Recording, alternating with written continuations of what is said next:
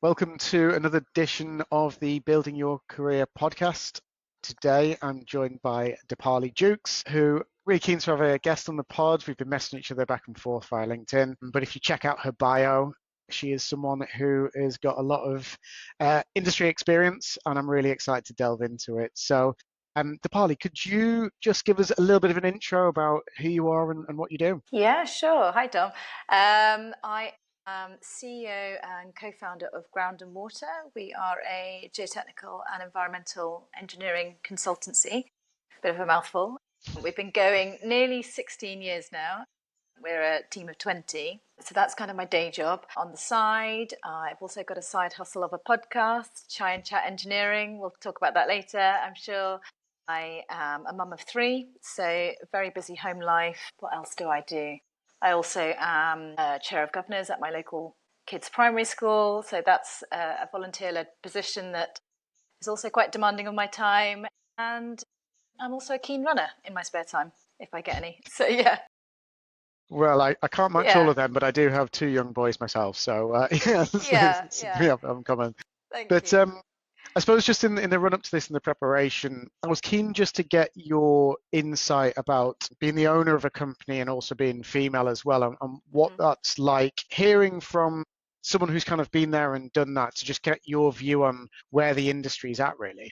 I mean, I've been in the industry for trying to work it out now, nearly 23 years, and it has shifted a lot, thank goodness. So I know lots of other senior female leaders in the engineering space. Not so many company owners, though. I've got to say that I am quite a rarity. There are a few of us, but no, not many women leading engineering businesses, especially not women of colour. So that's where we still got to do some work where women are really at the top making those decisions. But in terms of senior women, I've seen lots of women, they do have room at the table there, and they are in decision-making roles. They are really ambitious, and I think we just need to give them the space and get out their way, because they're really going to be pivotal for the future. So, yeah. No, I was keen to take your take on. I suppose the construction industry has always been seen as a male-dominated environment, but it was a bit of an eye-opener to me when it came to particularly the gender pay gap as well. That was something that, as a male, I just hadn't thought about would be something that companies would even do, whether it be kind of meaningfully or not.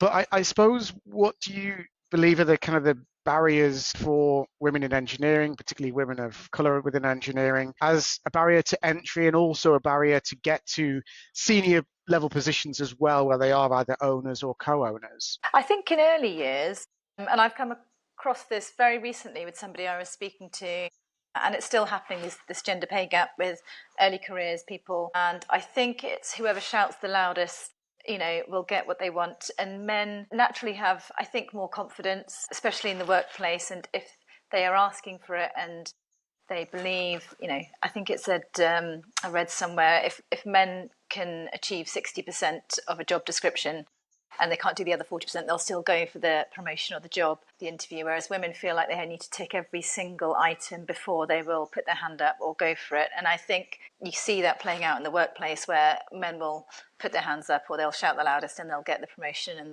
they'll get the pay rise. And I think that gender pay gap starts early, which I've just been reminded of. But as women progress as well throughout their careers, you get the sort of in the early 30s where you start off potentially having children, and you naturally have career breaks where you have to be off on maternity leave. And I think then it just widens, because you've already got a disparity, and then that just gets bigger. And then coming back into the workplace, you might not be able to step into those roles because of part-time hours or whatever that will be. And so there is a huge discrepancy. And so I think it's a bigger picture of how do we look at different cycles of a woman's life and of parents, and how do we make it more equal? So I don't think it's just in our industry either. I think this is a wider issue.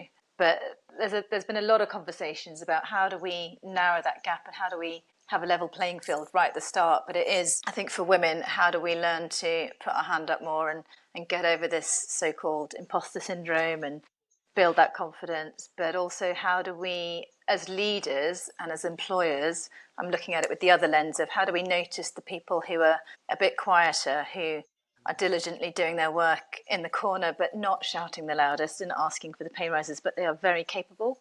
And it's noticing those people and drawing themselves out of themselves. Yeah, it's really interesting you should say that because I speak to a lot of engineering consultancy business owners who don't have a plan of action when it comes to monitoring progress or success within a business. There's nothing written down.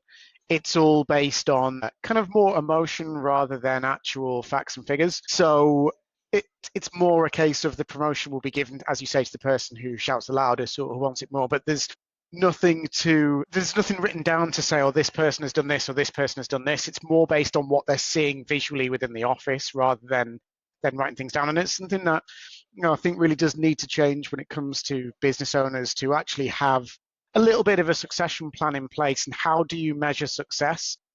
Are you just sitting there looking at people, or do you actually have a process in place to be able to measure success so it gives, as you say, an even playing field for every single person within the office? Yeah, and actually, I was on a panel for International Women's Day, Engineering Day recently, and we talked about when women go off on maternity leave, actually the skills that you learn being a new parent, and this is men and women, I mean, they are so vast that we should be able to add them to our CV. And coming back into the workplace, we have developed so many more skills, So I think these things are undersold and we undervalue ourselves. And I think women, we do need to change how we look at that part of our lives, I think, and the value that it can add to workplaces. But there is lots of work to be done at policy level, I think. Definitely. And I was quite interested to just kind of go through your background as well, because I saw obviously, you kind of moved up and on the geotech and civil side of things. So can you just give us a little bit of an idea of your background and then how you set up the business and how you've kind of grown the businesses and maybe some of the kind of highs and lows of being a business owner yourself? Yeah, oh, so many highs and so many lows. It never stops. So I'll start from the beginning. I loved geography in school, but hadn't really thought about what career that would lead me to. But I eventually landed on studying geology at uni and came out of university age 22, still not having a clue what I wanted to do. And I didn't want to work on an oil rig somewhere. But then I kind of fell into geotechnical engineering because my friend Francis, who is now my business partner, we were at university together, and he managed to land himself a job at a geotechnical consultancy down on the south coast. And about 9 months after graduating, he said, "Oh, there's a position available for a technician." And at that point, it was literally ringing people up and sending in your CVs and posting them. And by that point, I was so fed up. I was like, I'll take any job. I don't care. And I got the job, but it was driving around the whole of England and Wales, literally in a little Fiesta van doing ground gas monitoring and dipping wells for groundwater monitoring and things like that. And so I spent about 9 months doing that and really learning the basics. And I started at the bottom, but I worked my way up to a graduate position. And then fast forward about 5 years, I was a senior engineer at that consultancy. And me and Francis decided at that point, I was getting towards my late 20s. And I thought, I'm not sure how I can sustain a career and build this while I want to start thinking about a family. And so I literally took it into my own hands and I thought, okay, I'm going to rip out the rule book, and we thought we'll start Ground and Water together. So we were 29. Not a lot of business acumen really. We were engineers. We were good engineers, and we thought we could do it ourselves. So we just went in 2 feet in, all our eggs in one basket, and here we are 16 years later. So that was kind of the start, but we basically just grafted very, very hard. We didn't come with a little black book. We had to pick up the phone and cold call and find our clients. We bootstrapped the business. We didn't have any external investment. We literally just put in some of our savings and then grew the business through profits. And it was hard. That was when we learned what we were made of, I think, those first few years. And then within the first year and a half, within the first year, I got pregnant. So within 20 months, I had my first child. And then I was like, I really need to make this work because there is no going back now. Yeah. Yeah.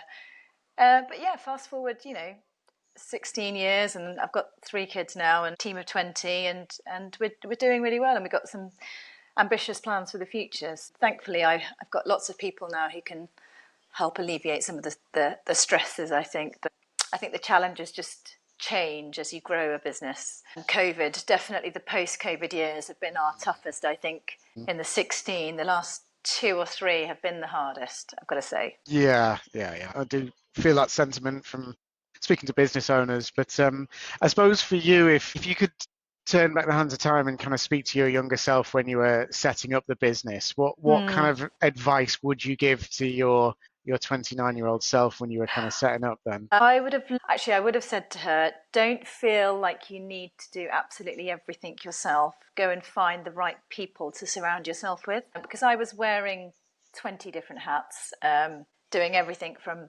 finance to ops to marketing. And I still know how to do it all, and I still dip in and out of stuff. But luckily I have experts who are doing all of those things.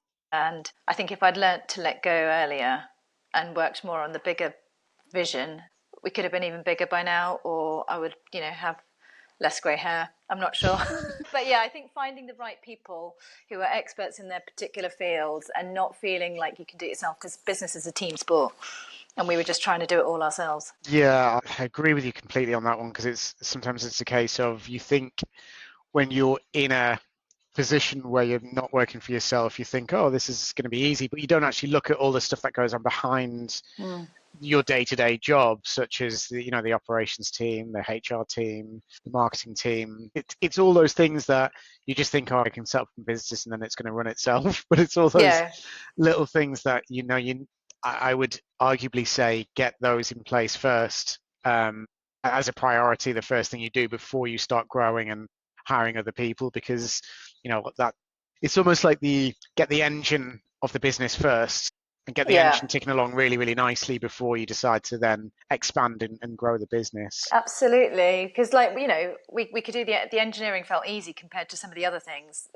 Recruitment is one of the hardest things. I think if you can get people right in any business, it's like gold dust. So people has been the hardest thing. Yeah, I think just the business acumen. I wish I'd done probably some more courses starting out, but I learned through experience. And a couple of years ago, I managed to put myself through like a mini executive MBA where I finally validated some of the skills I had learned, and I was like, okay, I have been doing it right, or no, actually I really need to relearn how I'm doing. It's always an interesting journey, isn't it? It is, yeah. And it's non-stop as well. You always kind of learn. It's trial and error, try new ththings out. Maybe that didn't work, refine that. It's just an ongoing journey for forever, really. But I was quite keen to kind of hear your take, because I know you were talking about involvement in STEM as well. So we have had a STEM ambassador on the podcast, Lauren Williams, a while back. But just as a bit of a refresher for some of our listeners who maybe didn't listen to that episode, could you just give a little bit of an understanding about exactly what STEM is and how it kind of benefits the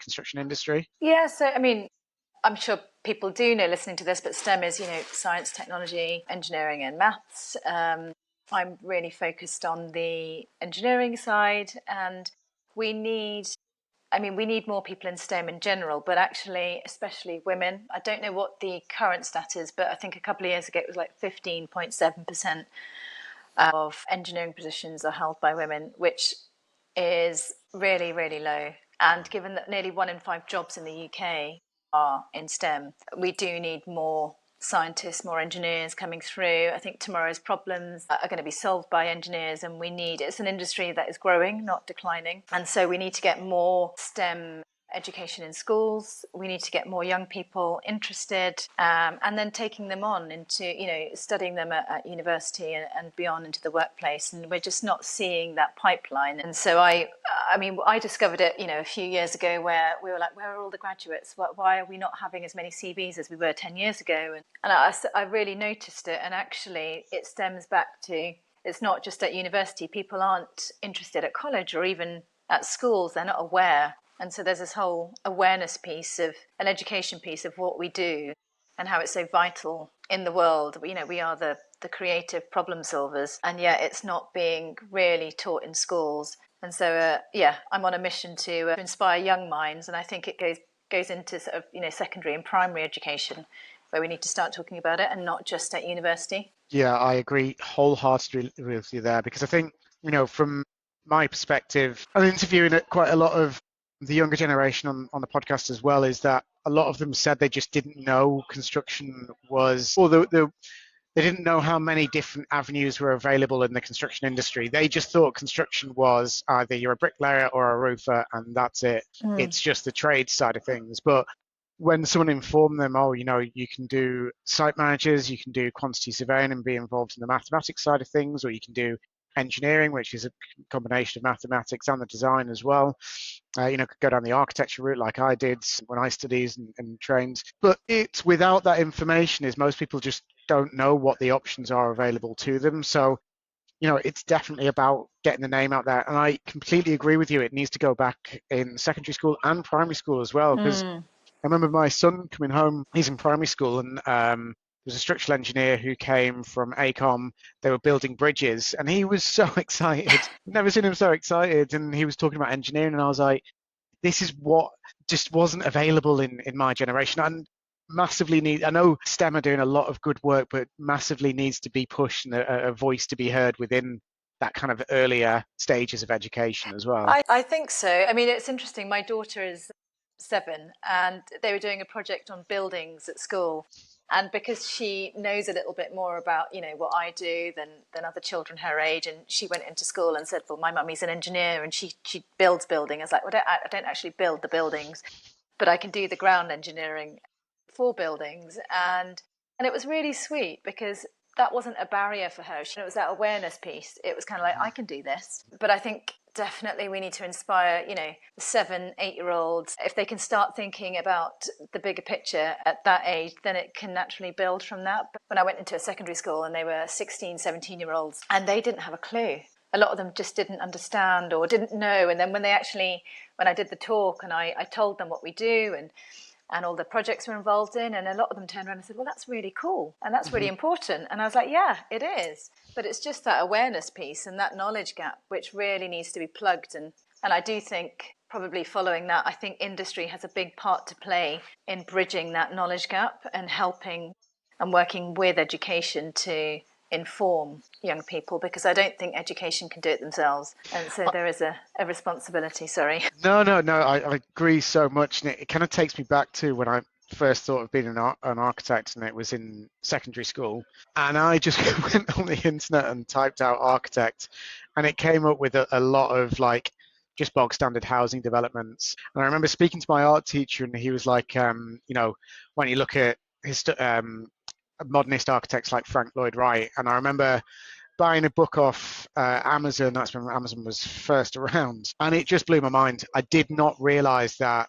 buildings like that were even possible. So, going back to the excitement and what you said, it's just, I think it is about kind of just getting the name out there, really, and exactly what we're trying to do, both me and you, with podcasts and promoting the industry. But I mean, I suppose there's 2 points here. Could you talk a little bit more about your podcast and the themes and topics behind that, and maybe go into a little bit more about the themes and topics that you discuss on there? Yeah, well, probably best place to start is the origin story of how we started, because I host it with 2 other South Asian female engineers. They're both civil engineers, Ira Shah and Malika Kapazi, and we all met at London Build, which is the big expo that they have in Olympia every year, and we met back in 2021.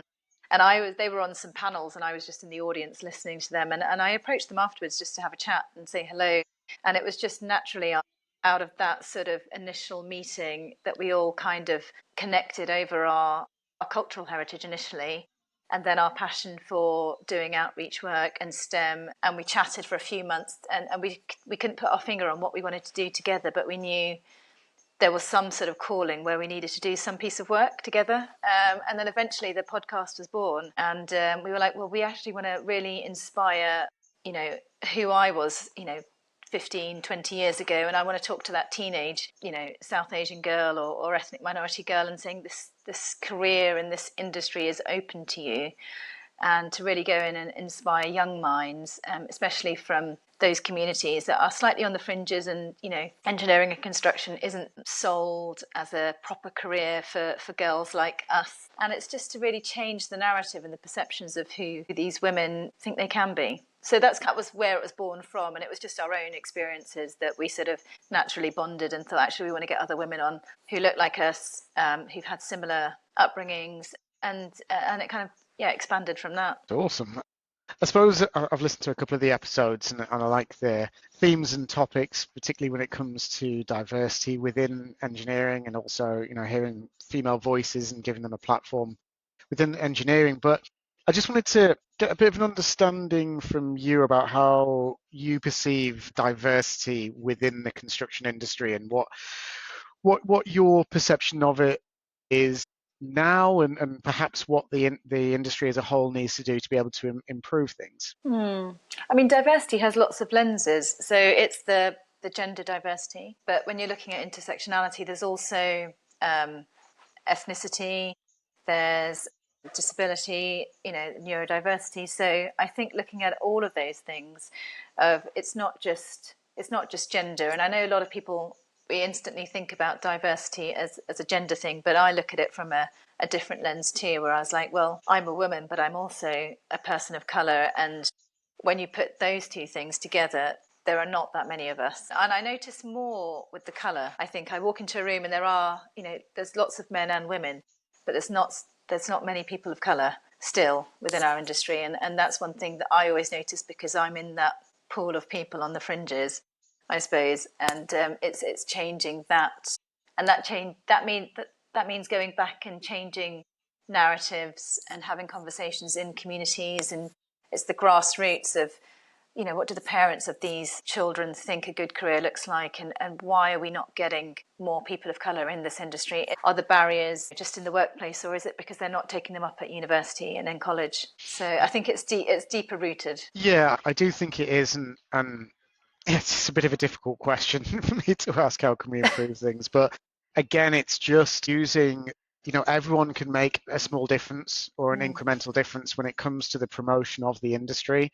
whether it be talking to friends about it or informing friends about it, or whether it be, just having a voice on online platforms. Because I know a lot of people separate their social media accounts into personal and private, and the personal one is LinkedIn and then the private one is Instagram.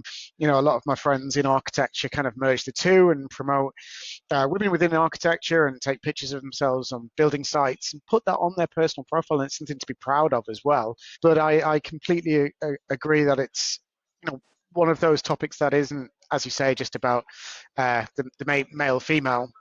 Diversity comes in all shapes, sizes, colours, creeds, religions, and perceived disabilities as well. So I think it is a case of hearing many different voices, and sometimes it can be very isolated in terms of just the narrative is male and female, and what can we do to kind of increase that narrative to a wider narrative, really. Yeah, I completely agree with you that diversity comes in many different forms. But yeah, I think as an industry as a whole, and I get that a lot with kind of networking events as well, just trying to go in there and spot the diversity, particularly in the London area as well, when you'd think that there would be quite a diverse crowd there anyway. So yeah, I think it's one of them, is that the industry is getting there, but I agree we have to kind of go to the root cause of the problem there to try and kind of promote things and maybe even fix things as well. Yeah, because I do think when you do have diverse teams, I'd like to think that everybody has the same opportunities, and that's done on performance and attitude as opposed to the colour of your skin once you're in. But actually, are we getting enough people in? A lot of the CVs that come across my desk are a certain type of gender or colour, and so I think we need to take a little bit of a step backwards to go forwards and understanding that. Yeah, I definitely agree with you. Just finally then, before we go, I'll put the link in the show notes below to the podcast and the company as well. But is there anything else that you want to be able to direct any of our listeners to? I mean, obviously the work that Ground and Water do, we're doing hopefully quite a lot for a small company. We're small but mighty in our impact, I'd like to think. And and then we've got Chai and Chat on the side, the Chai and Chat Engineering podcast. Yeah, lots there. I'm sure I'll think of, if I think of something later, Dom, I'll message you. Awesome. It'll all be in the show notes below. Yeah, thank you.